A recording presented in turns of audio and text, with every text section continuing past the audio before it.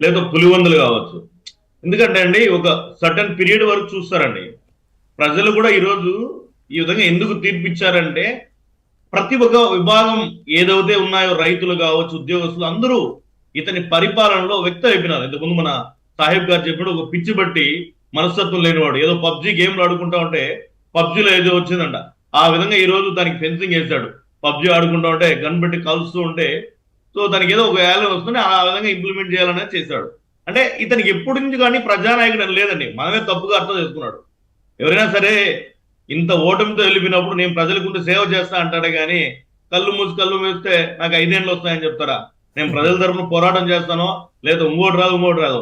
గత 5 సంవత్సరాలకు ఎప్పుడు నోరెత్తి మాట్లాడిన వ్యక్తి మళ్ళా ఒక హోదా నుంచి కిందికి దించితే తప్ప నుంచి మీడియా ముందుకు రాలేడు. మనోహర్ గారు, ఇంకొక విషయం, ఈ 5 ఏళ్లు కూడా కళ్ళు మూసి తెరిచే లోపు 5 సంవత్సరాలు అయిపోయినాయి అంటున్నారు. కానీ రాష్ట్రంలో ప్రతి ఒక్కరు, ఒక చిన్న పిల్లాడి దగ్గర నుంచి ఇక వృద్ధుల వరకు కూడా ప్రతి ఒక్కరూ ప్రతిరోజు క్షణమొక్క యుగంలా గడిపారు, చాలా ఇబ్బంది పడ్డారు. కానీ ఈయన మాత్రం ఆ 5 సంవత్సరాలు కళ్ళు మూసి తెరిచే లోపు అయిపోయిందంట.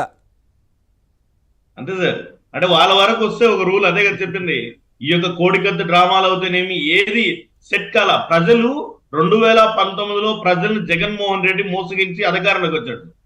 అదే ప్రజలు 2024లో జగన్మోహన్ రెడ్డి దేనికి వేసామంటే ప్రజలందరూ కూడా మనకే వేసాం. ప్రజలు మోసం చేశారు. అంటే ప్రజలు ఇంతకు ముందు లాగా కాదు, ప్రజలు ఏమైనా చేయగలరు.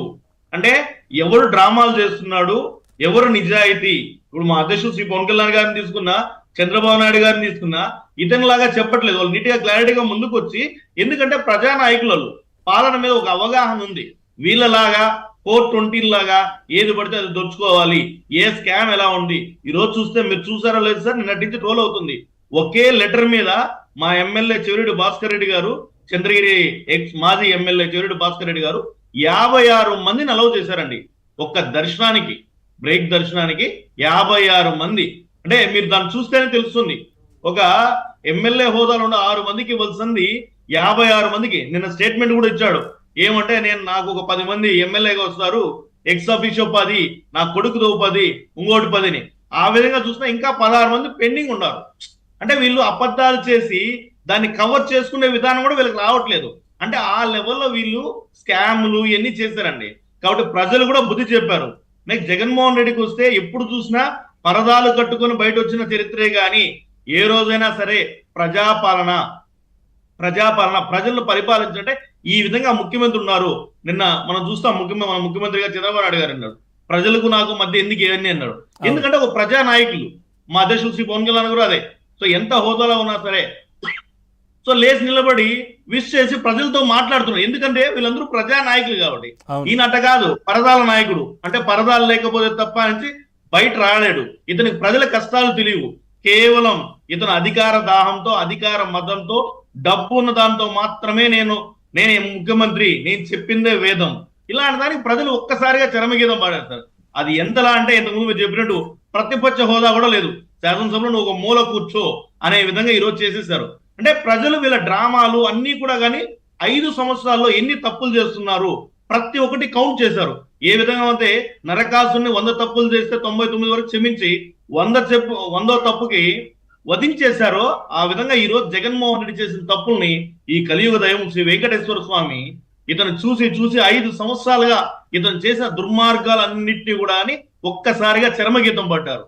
ఎలా పట్టారంటే కనీసం ప్రతిపక్ష హోదా కాదు కదా, కనీసం రాజకీయ నాయకుడు అదేదో డైలాగ్ చెప్తాడు రాజశేఖర రెడ్డి, ఎన్ని సీట్లో పోటీ చేసావా అంటే 170లో కూడా, నీకున్ని సీట్లు వచ్చాయంటే 11 సీట్లు వచ్చాయి, అది కూడా భిక్షలాగా.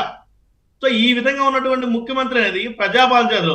30 మందిని కాదు కదా, 3000 మందిని పెట్టుకున్నా సరే, లేదా 300 మందిని పెట్టుకున్నా, 3000 మందిని పెట్టుకున్నా సరే, ఖచ్చితంగా ప్రజలు అనేవాళ్ళు ఏ విధంగా శ్రీలంకలో ఒక ముఖ్యమంత్రిని అయితే శ్రీలంక అధ్యక్షుని కొట్టారో లోపల దూరి, ఆ విధంగా కొట్టే రోజులు కూడా ఇతని దగ్గరలో ఉంటాయని కూడా తెలియజేస్తున్నాం.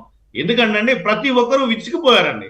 ప్రతి ఒక్క ప్రజలు, అది మీరు చెప్పినట్టు చిన్న పిల్లల నుంచి, చిక్కీలు తీసుకుంటే చిన్న పిల్లల నుంచి వృద్ధా పెన్షన్ తీసుకుంటే ముసలివారి వరకు ఇతని డ్రామాలు, ఇతని గుండెపోటు డ్రామాలు అవుతానేమి, కోడికత్త డ్రామాలు అవుతానేమి, గులకరాయి డ్రామాలు అవుతానేమి, అన్నిటికి కూడా కానీ వాళ్ళు తెలిసిపోతుంది.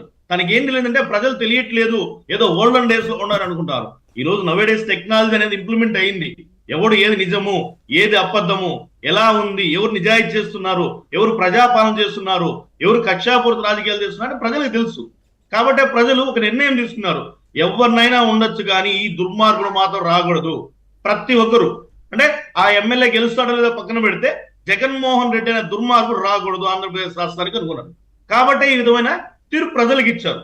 ఈరోజు మీరు ఆంధ్రప్రదేశ్ రాష్ట్రం మొత్తం చూసుకున్నా సరే, ఎక్కడైనా సరే, ఏ నియోజకవర్గం ఎత్తుకున్నా వీళ్ళ పాపాల పంటలు పుట్టాయనే చెప్పాలి. అంటే ఒక మోస్తారుగా వెళ్ళిపోయినారు. అంటే 99% చేసిన 100% చేశారు కాబట్టి ప్రజలు అనేవారు ఈ విధంగా తీర్పు ఇచ్చారండి.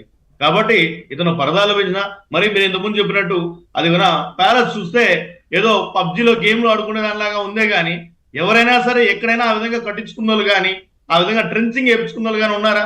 ప్రపంచ చరిత్రలో చూసుకున్నా మనకు లేదు. అంటే ఇతనికి ఏదో ఆ పబ్జి గేమ్ ఆడుతూ వచ్చిందా లేకపోతే ఇంకో ఐడియా తెలియదు కానీ ఆ విధంగా కట్టించుకున్నాడు. ఎట్లా సెంట్రల్ ఏసీతో పాటు ఫ్యాను, సెంట్రల్ ఏసీతో పాటు మళ్ళీ ఫ్యాను, ఆ ఫ్యాన్ ఒక్కొక్కటి 3 లక్షలు. అయినా బాత్రూమ్ లో హార్డ్లీ అంటే ఒక 5-10 నిమిషాలు ఉండే వాళ్ళకి ఆ టైంకి అన్ని లక్షలు ప్రజాధనాన్ని నాశనం చేస్తున్నా అంటే ఇతను ఏమన్నా ఇతను సొంత డబ్బా? ప్రజల డబ్బు ఎలా తిన్నారో చూడండి. ఒక లిక్కర్ స్కామ్ లో అవుతేనేమి, ప్రతి స్కామ్ లో కూడా. అందుకే సార్ ప్రజలందరూ కూడా కానీ ఈరోజు మా అధ్యక్షుడు శ్రీ పవన్ కళ్యాణ్ గారు అవుతేనేమి లేదా చంద్రబాబు నాయుడు గారితే ఏదైతే అవినీతి చేసినారో ఆ అవినీతిని అంతటిని కూడా కక్కిస్తాము, వాళ్ళ దగ్గర కట్టించి ఆ ప్రజల డబ్బును మొత్తం వెనక్కి తీసి మన ప్రభుత్వంలో పెట్టి ప్రజలకు ఇస్తాం, అది ప్రజలకు చేస్తామనే వీళ్ళు ఒక మంచి పరిపాలన ఇవ్వడానికే మొదటి రోజు నుంచి కోరుకున్నానండి. చూడండి, ఈ రోజు చూసినట్లయితే మా అధ్యక్షులు చూసినట్లయితే పోతున్నాడు, అదేవిధంగా చంద్రబాబు నాయుడు తీసుకున్న పోలవరం విజిట్ చేస్తున్నాడు. అదే వీళ్ళు అయితే ఇంతవరకు ఏ స్కామ్